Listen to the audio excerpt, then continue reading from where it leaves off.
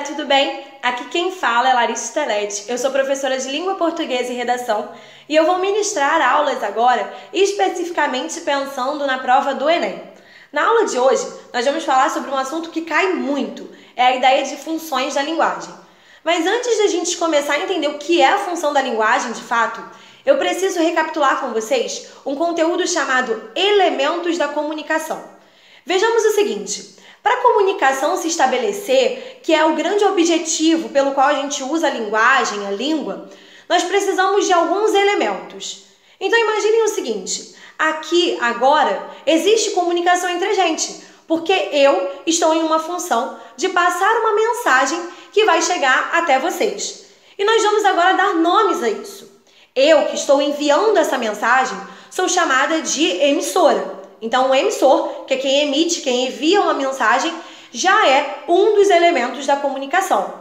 E a própria mensagem, se vocês observarem, eu repeti bastante esse nome. O que eu estou falando aqui agora, a própria ideia da aula, o conteúdo dela, é a mensagem que eu quero passar. E isso também seria outro elemento da comunicação. Mas não adianta eu estar aqui, por exemplo, falando sozinha, sem que vocês consigam compreender o significado, a ideia das minhas palavras. O meu grande objetivo é que a minha mensagem chegue a cada um de vocês. E quando vocês conseguirem recebê-la, compreendê-la, interpretá-la, vocês serão chamados de receptores. E aí parece que já é o suficiente, não é, gente?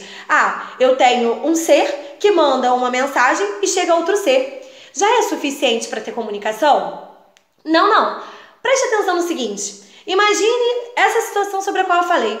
Eu estou aqui fazendo um vídeo e ele vai até vocês, mas vocês estão sem sinal de internet. Provavelmente não vão conseguir assistir ao meu vídeo. Ele existe, vocês estão aí aptos a receber a minha mensagem, mas nós precisamos de um meio físico de propagação. E a esse meio físico, o telefone, o próprio ar que propaga as ondas sonoras, nós vamos chamar de canal. Além disso, vocês me compreendem provavelmente porque nós estamos aqui falando o mesmo sistema linguístico, usando a mesma língua, o mesmo idioma. E a isso nós vamos chamar de código. O código é o sistema que eu uso, no caso aqui agora a língua portuguesa, para a gente conseguir ter essa troca e vocês conseguirem me compreender. O código precisa ser um elemento de conhecimento tanto do emissor quanto do receptor. Imagine, se eu estivesse dando uma aula em alemão e ninguém aqui fala alemão. Não teria como, né, galera? Vocês até ouviriam a mensagem, mas não conseguiriam compreendê-la. E tudo isso existe porque neste momento vocês estão focando em passar no vestibular, querem tirar uma nota muito boa no Enem. E pensando nisso, existe uma situação que faz com que nós estejamos aqui agora conversando sobre esse assunto. Essa situação que circunda toda a comunicação, nós chamamos de contexto ou de referente. Então vamos recapitular. O emissor envia uma mensagem a um receptor por meio de alguma forma física de propagação, que é o que a gente chama de canal. Eles compartilham um mesmo sistema, que é o código. Ele pode ser linguístico, pode ser visual, verbal, pode ser oral, gestual. E isso tudo porque todos esses elementos circundam uma situação discursiva, que é o que a gente chama de contexto. Muito bem. Prof, qual é a importância disso para a gente entender as funções da linguagem?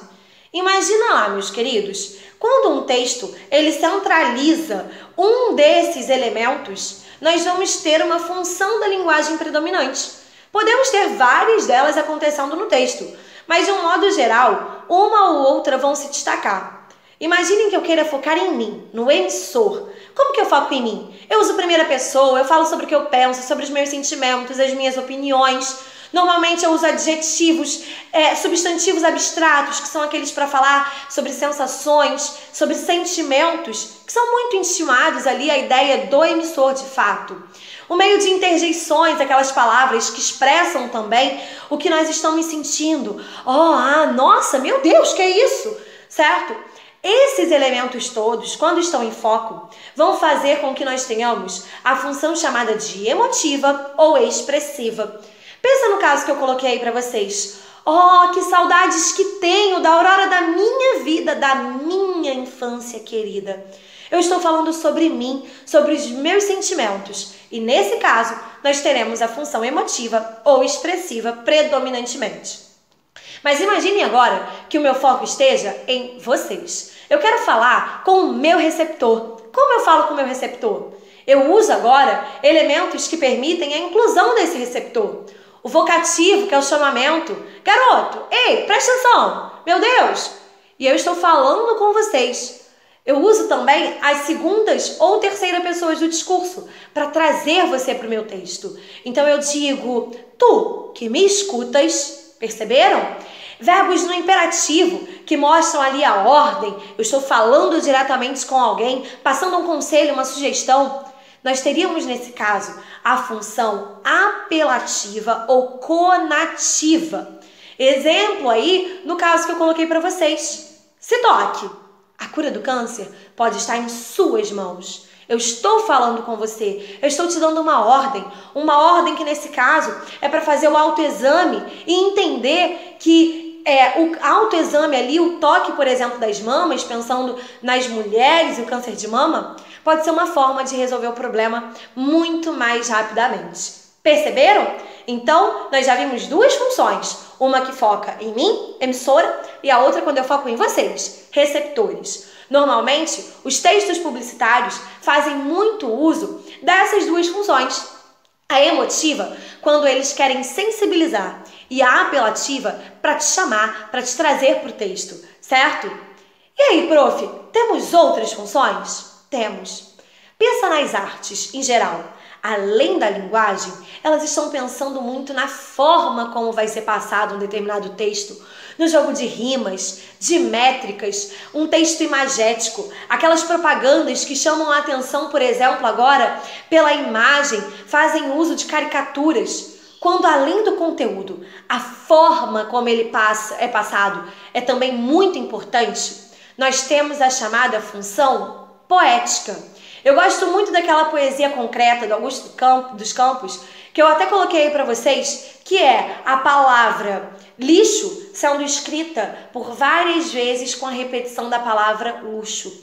O excesso de luxo só vai gerar lixo, é o consumismo, essa cobiça humana pelo ter o tempo todo e ser muito menos. Observaram? Existe uma crítica, existe um conteúdo, mas a forma, a estrutura foi muito importante. Ela chamou a atenção do meu leitor e normalmente os poemas vão fazer isso. Por isso até esse nome de função poética.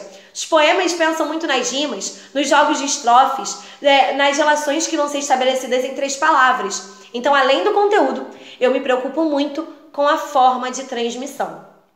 Vamos lá! Agora eu vou falar uma para vocês que cai muito em prova. E não só no Enem, galera, nos vestibulares por aí, aquela que aparece demais. Imagina, eu venho aqui agora dar uma aula de português para professores de português, dizendo como dar aula de português. Fala, nossa professora, quanto português? Até cansei. É isso mesmo. Ou então eu faço um poema falando sobre como fazer um poema.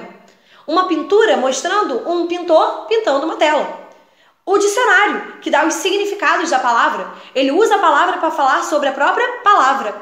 Queridos, nesse caso, é como se eu estivesse explicando o código por ele mesmo. Eu uso o código para falar dele. Nós teríamos aí a função metalinguística, e ela aparece muito em prova, então tenham atenção, certo? Queridos, outra função importantíssima é aquela que acontece muito quando a gente está tentando testar o canal. Imagina assim, ó, é bem interessante quando a gente termina com alguém. Aí você terminou com uma pessoa, começou a encontrar outra, já viram isso? Beleza. Não deu muito certo esse segundo relacionamento. E aí você sente aquela falta, fala, eu quero viver agora um flashback. Beleza, vou voltar lá, quero mandar uma mensagem pro meu ex-contatinho. Como que eu faço? Aí você pega, abre o WhatsApp e manda assim, oi sumido. Queridos, vocês nem sabem se essa mensagem vai ter ou não resposta. É só uma tentativa de quebrar o gelo e começar a comunicação. A gente faz isso o tempo todo. Quando a gente chega a algum lugar e fala, bom dia, tudo bem? Será que nós estamos realmente preocupados se essa pessoa está bem ou não? Estamos desejando um ótimo dia, com muita felicidade. Eu estou super preocupado se seu dia vai ser bom ou não. Normalmente não é isso, né? É uma marca de discurso. São tentativas de iniciar uma comunicação. No telefone, quando a gente atende e fala, alô, oi, perceberam? Quando o canal está sendo testado para que a comunicação se inicie, e às vezes ela nem se inicia, né? Pode ser uma mensagem sem resposta. Nós temos a função fática. Para acabar agora, imagina o que eu estou fazendo aqui. Além de usar a língua portuguesa para falar dela, e tem uma metalinguagem, vocês podem perceber que eu peguei um assunto e o meu objetivo é falar sobre esse assunto. Imagina quando nós estamos lendo um artigo científico e ele fala sobre uma campanha de vacinação, uma descoberta nova. Queridos, o foco ali agora não é no eu, não é em você, não é na estruturação interessante que chame a atenção, não é, por exemplo, em testar um canal, também não é usar o código para falar dele. O foco é no assunto, é na informatividade, é em passar a informação, como a maior parte das aulas faz. Então observa, nesse caso, nós teríamos a função referencial, que foca na situação, no contexto, no referente. Marca importantíssima dela, o uso da terceira pessoa. Sabe por quê? As pessoas do discurso são assim, ó, 3. A primeira é quem fala, o emissor. A segunda eu uso para dizer com quem se fala. E a terceira é sobre o que se fala. Então eu foco em um determinado assunto. Beleza? Nesse último caso, normalmente a linguagem é mais objetiva, mais direta, justamente para passar a informação com bastante precisão. Ficou fácil? Conseguiram compreender? Agora eu quero que vocês vão lá, façam os exercícios, analisem as questões e realmente se preparem para a prova. Foi um prazer estar aqui. Beijo muito grande e até a próxima!